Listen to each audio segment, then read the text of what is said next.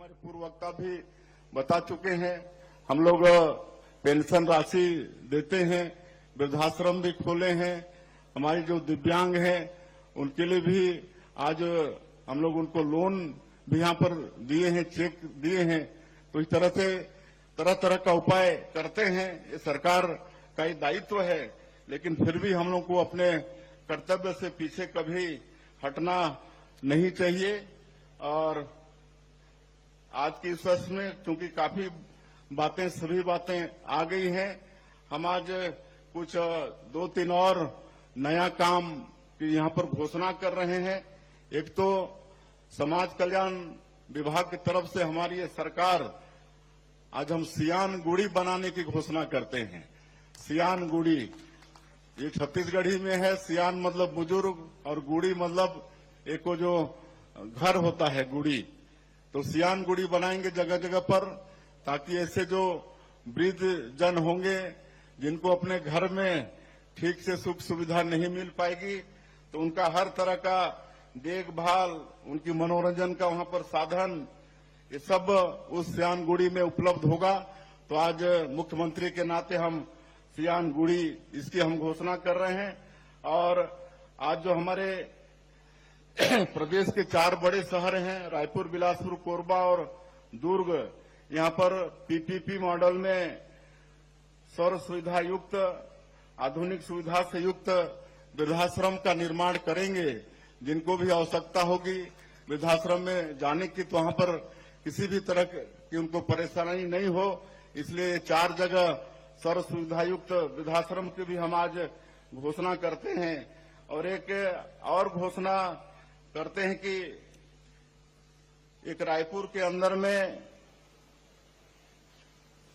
एक सेंटर होगा, जहां पर जो हम लोग दिव्यांगजन को कुछ भी देते हैं, चाहे ट्राईसाइकिल दिए या कुछ भी दिए, ईयरफोन दिए या चश्मा दिए, तो उसके मरम्मत के लिए लोग भटकते रहते हैं और मरम्मत भी नहीं हो पाता है। तो ऐसा सेंटर होगा रायपुर के अंदर में, जहां पर उनका हर तरह का जो संयंत्र है उसका मरम्मत हो जाएगा। तो आज इस अंतर्राष्ट्रीय वृद्धजन दिवस के अवसर पर शासन की तरफ से ये 3 घोषणा हम लोग कर रहे हैं। और आज हम लोग बहुत वृद्धजनों को लोन भी दिए हैं, उनको शुभकामनाएं देते हैं कि अच्छे से वो अपना काम करें। और लोन को पटाना भी है, ऐसा नहीं कि मतलब लिए और हर बार कर्जा माफी नहीं होगा, है कि नहीं। तो इसलिए ध्यान देकर लोन का उपयोग करें और अपना व्यवसाय को आगे बढ़ाएं।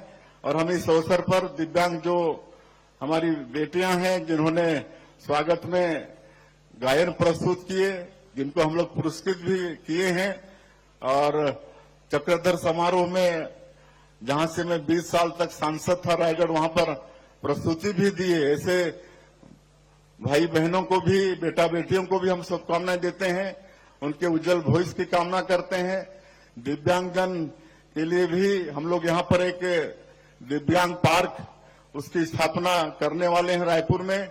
उसके लिए 5 एकड़ जमीन भी चिन्हित हुआ है, तो वहां भी हमारे दिव्यांगजन को और सुविधाएं मिलेंगी। मैं अंत में फिर से पूरे प्रदेश के सभी बुजुर्गों को, और हम लोग मुख्यमंत्री तीर्थ यात्रा दर्शन योजना, इसकी भी फिर से शुरुआत की है, जो पिछले 5 साल बंद हो गया था। 60 साल से ऊपर के जो हमारे वृद्ध हैं, पूरे देश में 19 जगह चिन्हित हैं तीर्थ यात्रा की दृष्टि से।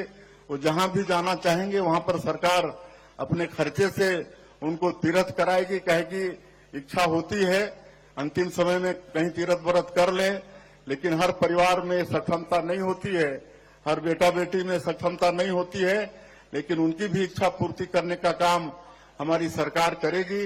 रामलला दर्शन योजना वो चालू ही है। हम लोगों का सौभाग्य है कि ये छत्तीसगढ़ माता कौशल्या का मैके है, और इस नाते प्रभु श्री राम हम लोग के भांचा हैं। तो सबकी इच्छा होती है कि प्रभु श्री राम का दर्शन करके उनका आशीर्वाद लेकर आए। तो पिछले साल 22,000 से ज्यादा राम भक्त रामलला दर्शन योजना का लाभ लिए। इस साल भी योजना प्रारंभ है। तो इस तरह से प्रयास शासन की तरफ से हो रहा है। मैं अंत में पूरे प्रदेश के दिव्यांगजनों को प्रणाम करते हुए और उनका आशीर्वाद, उनका मार्गदर्शन हम लोगों को मिलता रहे, इसी विश्वास के साथ मैं अपनी वाणी को यहीं विराम देता हूं। जय हिंद, जय छत्तीसगढ़।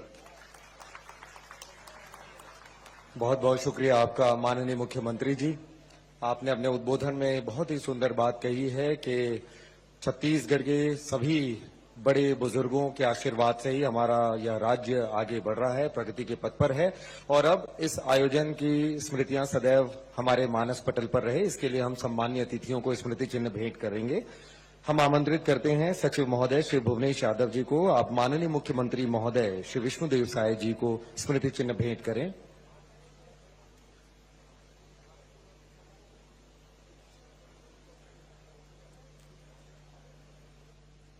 सचिव महोदय माननीय मुख्यमंत्री महोदय जी को आज के इस महत्वपूर्ण आयोजन के अवसर पर स्मृति चिन्ह